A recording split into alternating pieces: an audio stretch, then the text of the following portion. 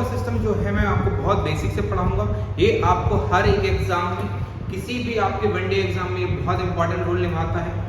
Like आप SSC CGL देख लीजिए, एसएससी सीएचएसएल देख लीजिए, या फिर यूपी पुलिस के एग्जाम, या फिर आपके किसी भी स्टेट लेवल के एग्जाम में आप देखिएगा तो इसमें बहुत मेजर रोल। अगर आप मैथमेटिक्स पढ़ने चाह रहे हैं तो सबसे पहले आपका कोई चैप्टर है जिसको आपको क्लियर कर लेना चाहिए, वो चैप्टर बनता है नंबर सिस्टम। और नंबर सिस्टम के बेसिस से बहुत सारे चैप्टर रहते हैं जिनके क्वेश्चन आपको बन जाते हैं। ठीक है, तो पहले आपको नंबर सिस्टम बहुत ज्यादा ध्यान से पढ़ना है और बहुत इसमें बेसिक क्वेश्चन बनते हैं, लेकिन आना जरूर है, क्वेश्चंस यहाँ से बनते जरूर हैं। ठीक है, तो मैं आपको ये चैप्टर पढ़ाने वाला हूँ। पहला चैप्टर है जिसका नाम है नंबर सिस्टम। ये हमारे मैथमेटिक्स का पहला चैप्टर है और बहुत बेसिक से मैं पढ़ाने वाला हूँ। आप ध्यान से पढ़िएगा और एक भी वीडियो स्किप मत करिएगा।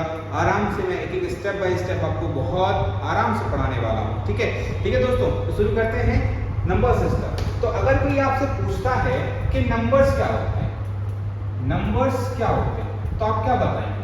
नंबर्स, तो नंबर्स कुछ नहीं है, नंबर्स सिर्फ और सिर्फ सिंबल्स होते हैं जो आपको सिर्फ और सिर्फ उसको रिप्रेजेंट करने के लिए आप हेल्प मिलती है। जिससे नंबर्स क्या होते हैं, ये होते हैं बेटा सिंबल। क्या होते हैं? सिंबल्स होते हैं जो कि हेल्प करते हैं, जो कि क्या करते हैं? हेल्प करते हैं, हेल्प करते हैं किसमें? काउंटिंग में। किसमें हेल्प करते हैं? काउंटिंग में हेल्प करते हैं। नंबर्स क्या होते हैं? सिंपल क्या होते हैं? सिंबल्स होते हैं जो कि हेल्प करते हैं हमारी काउंटिंग में हेल्प करते हैं। ये नंबर्स क्या होते हैं? सिंबल्स होते हैं जो कि हेल्प करते हैं काउंटिंग से। बस इससे ज्यादा कुछ नहीं है। ठीक है, देखो बहुत सारे आपकी सभ्यताएं हुई, हर किसी सभ्यता ने अपने अपने कुछ सिंबल्स बनाए हैं, तो उन्हीं सिंबल्स में ही आप एक काउंटिंग होती है, गिनती होती है, गणना होती है। गणना करने के लिए हमने कुछ सिंबल्स बनाए हुए, उन्हीं को हमने क्या बोला है? संख्याएं, यानी नंबर्स बोला है। तो बेसिकली जो नंबर्स होते हैं वो दो टाइप के। अगर इस जगत में देखेंगे तो नंबर्स जो होते हैं वो दो टाइप के ही मिलते हैं। कितने टाइप के मिलते हैं? दो टाइप के मिलती हैं। तो नंबर्स क्या हुआ? हमने क्या सीखा? सिंबल्स। और ये क्या करते हैं? हेल्प करते हैं काउंटिंग्स में। ठीक है, इतनी सी बात समझ में आ गई। फिर इसके बाद अगर हम देखेंगे तो नंबर जो है, नंबर जो आपका वो दो टाइप का होता है। नंबर जो होता है वो दो टाइप के होते हैं। पहला है आपका रियल नंबर, फर्स्ट है रियल नंबर। दूसरा होता है आपका इमेजिनरी नंबर। क्या होता है? Imaginary number. पहला होता है रियल नंबर, दूसरा होता है इमेजिनरी नंबर। ठीक है, इमेजिनरी नंबर और रियल नंबर में दोनों डिफरेंस क्या है? रियल नंबर क्या है? जी, आप जितनी भी नंबर्स आप सोच पा रहे हो ना, जितनी भी नंबर्स आप सोच पा रहे हो सभी रियल नंबर है। आपके मैथमेटिक्स के अंदर जितनी भी नंबर्स आपने सोच रखी है वो सारी रियल्स है। आप देखिए धीरे धीरे आपको सारा का सारा समझ में आ जाएगा और पता चलेगा कि यार क्या हम इन नंबर्स को अलग अलग मानते थे, ये सब की सब क्या है? रियल नंबर का ही हिस्सा है। बट इसकी बहुत सारी ब्रांचेस हो जाती है जिसमें अलग अलग आपको नंबर सीखने को मिलते हैं। वो सभी की सभी बेसिकली रियल नंबर का ही हिस्सा होती है।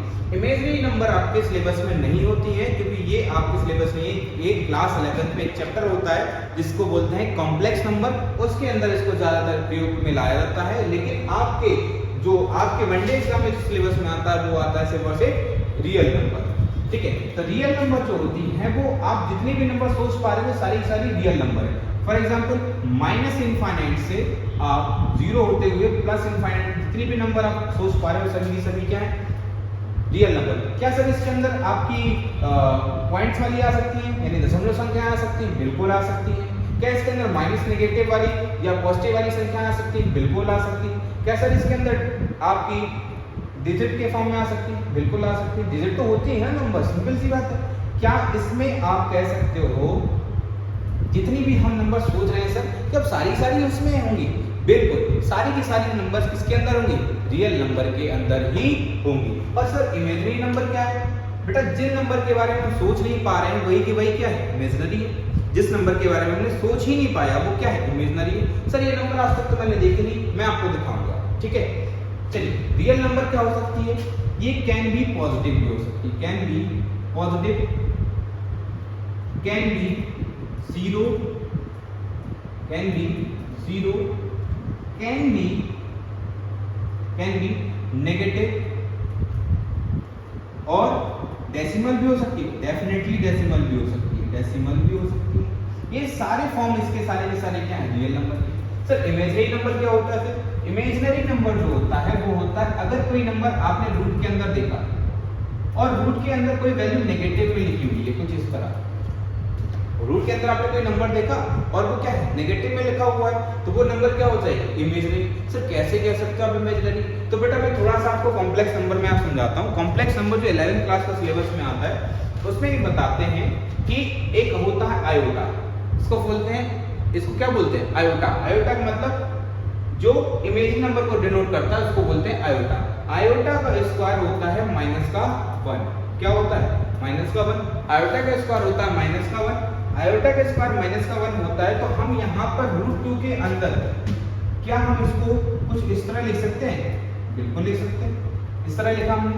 अब आप देखिए ध्यान से, तो √2 के अंदर इस -1 की जगह पे क्या लिख सकते हैं हम? आयोटा का स्क्वायर। आयोटा का स्क्वायर लिखेंगे तो क्या हो जाएगा? आयोटा कहाँ जाएगा? बाहर, रूट से बाहर आ जाएगा, क्योंकि रूट से आप स्क्वायर कैंसिल कर दोगे तो आयोटा बाहर है। तो यानी कि किसी नंबर के साथ आयोटा जब लग जाता है तो बन जाता है इमेजिनरी नंबर, है ना।